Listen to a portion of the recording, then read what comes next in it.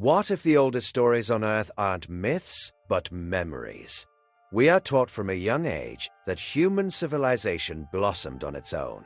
We are told that our creation was either a divine mystery orchestrated by a spiritual god, or just a slow, grinding accident of evolution. But what if the world's first written language tells a totally different story?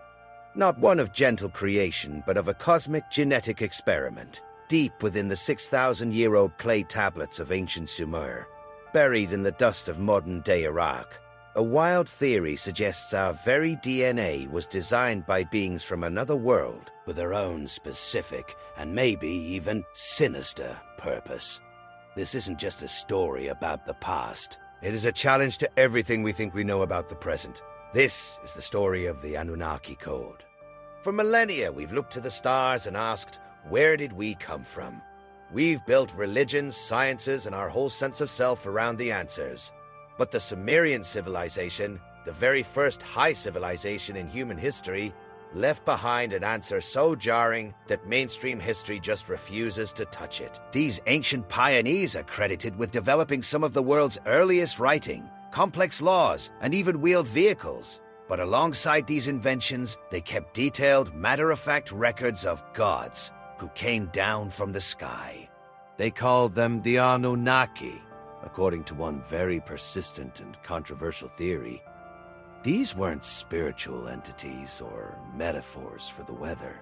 They were flesh and blood astronauts from a distant planet, and their arrival, some 450,000 years ago, didn't just kick off human history, it kicked off human engineering. To understand this theory, we first have to stand in the fertile land between the Tigris and Euphrates rivers, where something incredible happened. From our modern perspective, looking back, it can look like civilization just exploded out of nowhere around 6,000 years ago.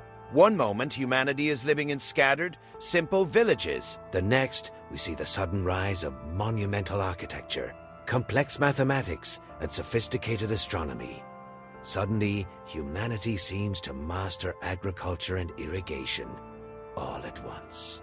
Writing, in the form of cuneiform script, appeared, letting people record laws, trade, and most importantly, their stories. For a while, this sudden leap was a genuine puzzle for historians. Of course, modern archaeologists have known for decades that this explosion was really built on the foundations of much older cultures. It was a gradual development, with Neolithic villages slowly growing into the complex societies of the Ubaid and Uruk periods. Writing itself didn't just appear as a gift. It evolved over a long time as a way to keep track of goods. However, the sudden civilization theory persists because of what the Sumerians themselves said about it. They didn't claim to invent these things. They claimed they were taught.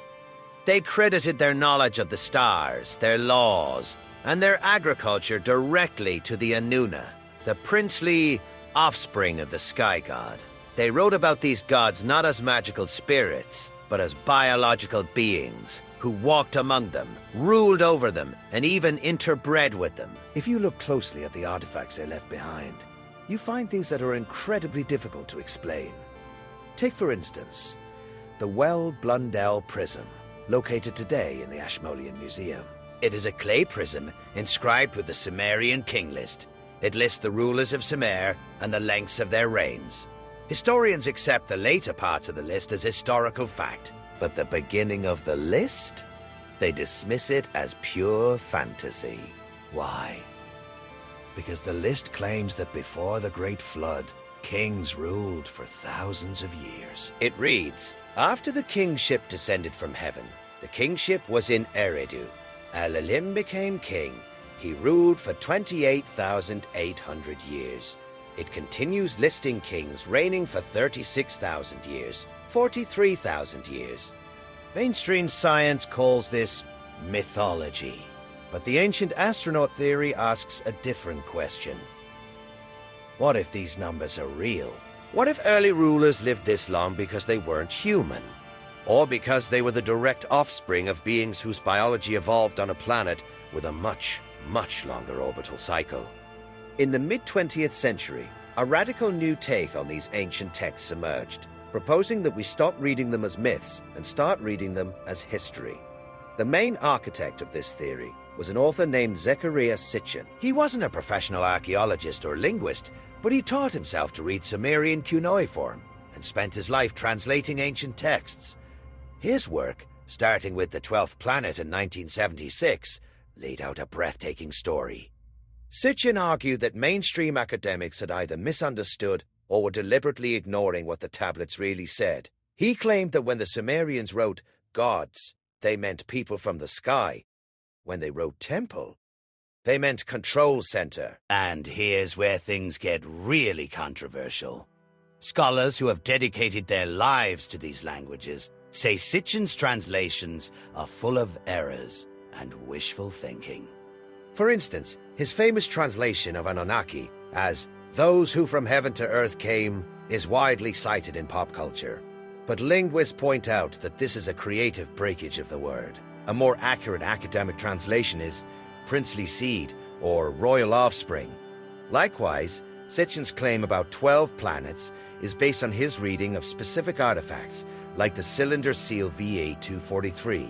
He pointed to a symbol with 12 dots as a map of our solar system, including a lost planet. But scholars read the inscription on that seal as a simple message from one person to another, and note that the star symbol was just a standard way to signify a deity, not a planetary map. Despite the academic world completely rejecting his work, Sitchin's story is undeniably powerful and has captivated millions. It paints a picture of astronauts, not gods, whose story is our story. So, let's suspend our disbelief. Let's dive into the saga he created. But let's keep in mind that deep, deep canyon between his version and the expert consensus. To understand why humanity was created, we first have to ask, why were the gods here in the first place? According to Zecharia Sitchin's translation of the tablets, the Anunnaki didn't come to Earth to be worshipped. They came to work. Sitchin claimed the Sumerian texts describe a hidden 12th planet in our solar system, called Nibiru. He stated that this planet follows a massive 3,600-year elliptical orbit that swings it between Mars and Jupiter before launching it back into the darkness of deep space. While astronomers have never found proof of such a planet, and orbital mechanics suggest it would be unstable, Sitchin argued that Nibiru was the home of this advanced species. But their home was in danger. The texts, according to his interpretation, describe a world that was dying due to a failing atmosphere. Their scientists faced an existential crisis. They needed a way to hold on to their planet's heat and shield it from cosmic radiation. Their solution was a form of planetary geoengineering. They needed to suspend fine metallic particles in their upper stratosphere to create a shield, and the metal they needed was gold. This offers a fascinating technological explanation for humanity's obsession with this specific metal. Gold is chemically inert. It is a fantastic conductor of electricity, and it is an excellent reflector of infrared energy. Sitchin claimed the Anunnaki needed massive quantities of it, more than they could find on Nibiru. The best place to get that much gold? Earth. So, around 450,000 years ago, they mounted an expedition. Led by a commander named Enlil, they set up their first base, Eridu, in southern Iraq, and started mining. However, the Anunnaki elite didn't do the digging themselves. For thousands of years, a lower caste of astronauts, known as the Igigi, were tasked with the brutal, back-breaking labor of mining gold in the deep Abzu, or southern Africa. It was dark, dangerous, and endless work. Eventually, their patience wore out. The turning point for humanity wasn't a spark of divine inspiration, but a labor dispute. According to Sitchin's reading of texts like the Atrehasis, the Igigi miners rebelled. They burned their tools and surrounded Enlil's temple, refusing to work another day. The entire gold operation, the only hope for saving their homeworld, ground to a halt. At an emergency council, Enlil's half-brother, Enki, the chief scientist and master geneticista, proposed a radical solution. He realized they didn't need to negotiate with the miners. They simply needed a new workforce. He pointed out that a primitive hominid already existed on Earth, likely Homo erectus. Enki proposed upbraiding this creature. He would splice the essence, or DNA, of the Anunnaki with the DNA of this wild beast to create a slave, the Lulu Amelu, meaning the mixed worker. The goal was specific: make them smart enough to take orders and use tools, but not smart enough to challenge their masters. Sitchin's interpretation of these creation texts reads shockingly like a modern lab report. He claimed the tablets describe a process of in vitro fertilization, taking an egg from a primitive female, fertilizing it with Anunnaki genes, and implanting the embryo into a goddess named Nibiru, who acted as the surrogate. After several failed attempts and biological errors, a healthy baby was born. They named him Adamu, the first Homo sapiens. Mainstream historians view this very differently. They note that the actual Sumerian texts describe this creation in symbolic, ritualistic terms. In the original myths, the gods sacrifice a deity blessed with intelligence, mix his blood with clay, and form humanity from that mixture. Scholars argue this is a poetic story about the duality of man, made of earthly clay but filled with divine spirit, rather than a literal record of genetic engineering. For proponents of the ancient astronaut theory, however, the pieces fit too well to be coincidence. They argue that the clay mentioned in the Bible and Sumerian myths is actually a reference to human biology or DNA manipulation. In this view, the Garden of Eden wasn't a paradise for the soul. It was a biodome, a controlled laboratory where these new workers were tested. This recontextualizes the story of the fall. The original sin wasn't about morality. It was about an unauthorized genetic upgrade. The theory suggests that the first batch of humans were created as sterile hybrids, like mules, to prevent them from overpopulating. But Enki, the scientist, grew fond of his creation. He decided to defy his brother Enlil. Sitchin argued that the serpent in the garden is actually a reference to Enki, whose symbol was the entwined snake, a symbol still used in medicine today, which looks suspiciously like a double helix. The knowledge the serpent gave them wasn't about good and evil. It was the biological ability to reproduce. When Enlil found out that the workers could breed on their own, he was furious. He threw Adamu and his partner out of the Eden lab, leaving them to fend for themselves in the wild. But the story doesn't end with the expulsion. As these new humans multiplied, the texts describe a blurring of the lines between the gods and their workers. This brings us to the Nephilim. While Sitchin focuses on the Anunnaki, the Bible in Genesis chapter 6 famously mentions the sons of God, seeing the daughters of men and taking them as wives. The result of this forbidden union was a race of giants and heroes of old. For theorists, this isn't a metaphor. It is the historical record of the extraterrestrial crew interbreeding with their genetically engineered workforce, creating a bloodline of semi-divine kings that would rule the ancient world.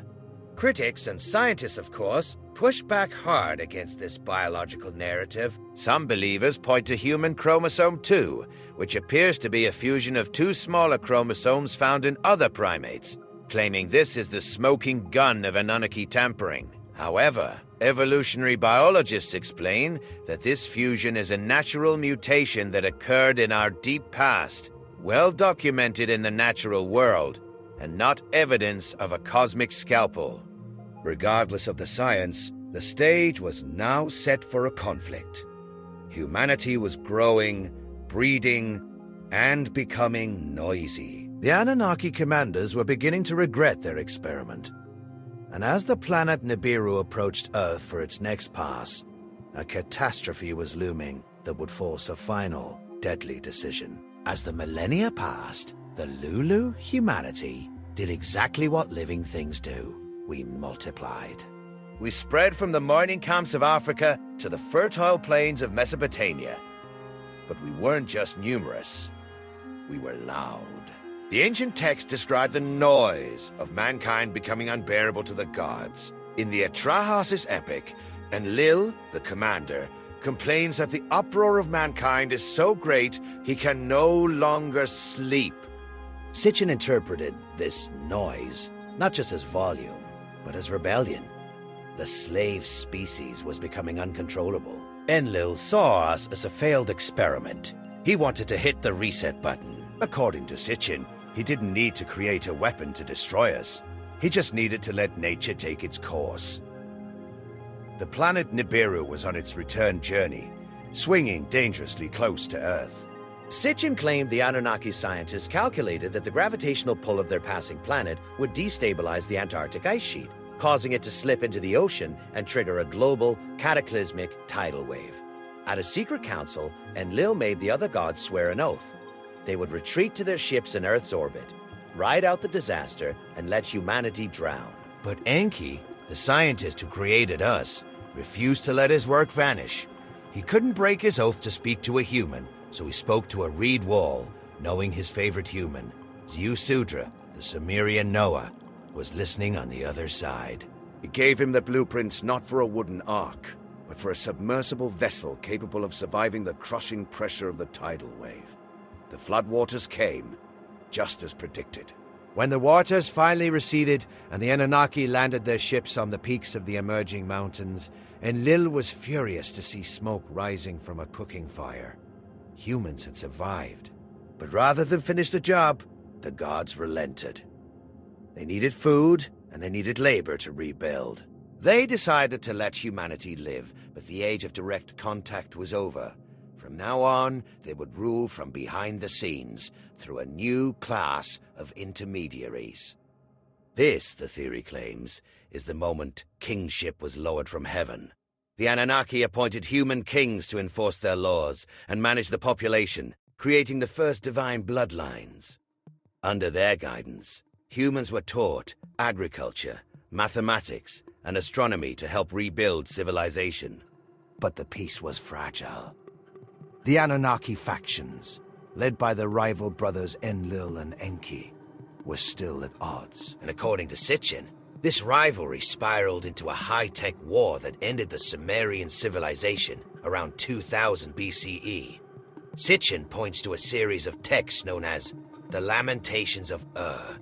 Historians view these as poetic descriptions of the Elamite invasion, but Sitchin read them literally. The texts describe an evil wind that drifted over the cities of Sumer. It was a wind that couldn't be blocked by walls.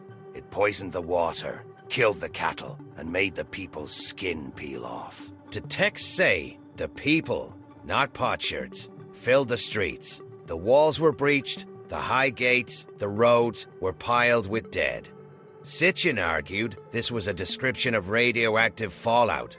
He claimed the Anunnaki used nuclear weapons to destroy the spaceport in the Sinai Peninsula to prevent it from falling into rival hands, and in the process vaporized the sinful cities of Sodom and Gomorrah. Satellite imagery today shows a scar, a blackened, vitrified rock in the Sinai, and the area around the Dead Sea is still barren. Shocked by the destruction they had caused, the Anunnaki decided their mission was over.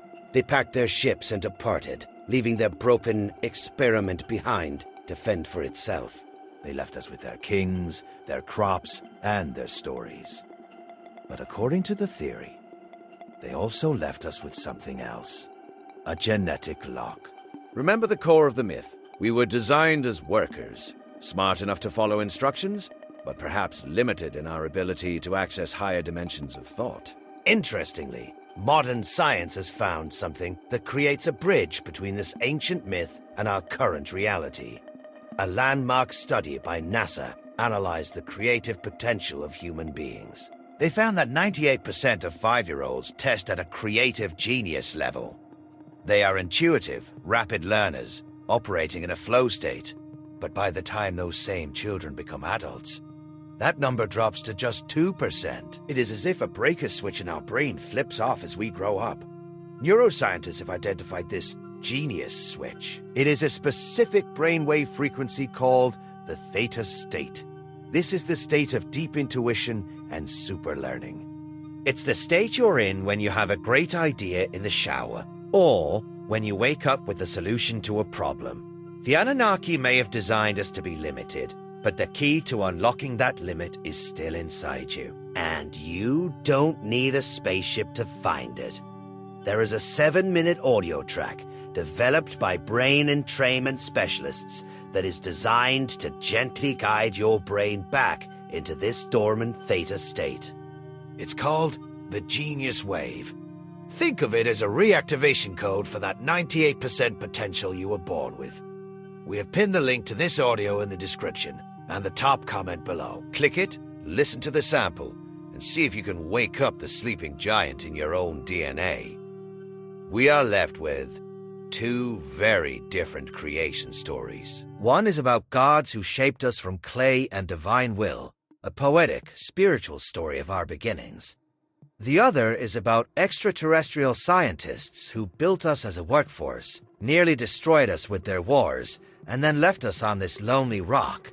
One is accepted by virtually every historian and linguist on the planet. The other has been embraced by millions who feel it speaks to a deeper truth that the experts have missed. Are we the product of random evolution, writing our own story? Or are we a 450,000-year-old experiment, just waiting for our creators to come back and check on their work? The clay tablets of Sumer are silent, holding their secrets tight. Perhaps the real Anunnaki Code isn't a map of our DNA, but a challenge to question everything we think we know about who we are, where we came from, and what our purpose really is.